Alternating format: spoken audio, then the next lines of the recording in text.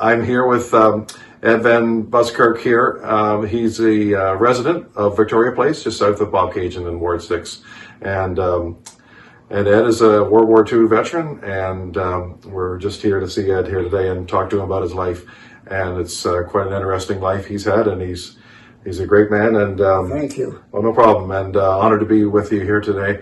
Maybe just sort of tell us like what it was like when just before you went to the war in World War II, like and what what it was like.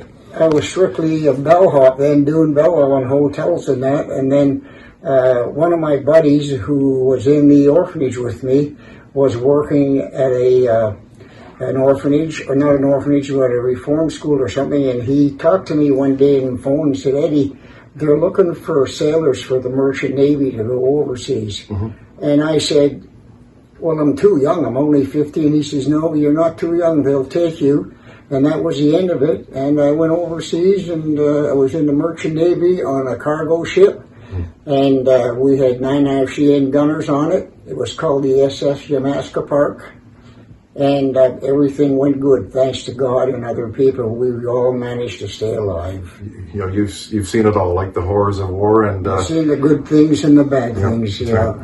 Right. And you also experienced D-Day as well, right? D-Day as well. Yeah, that's a sad day too. Yeah. Even though it's something that we all look forward to in a way, but it's sad. Yeah.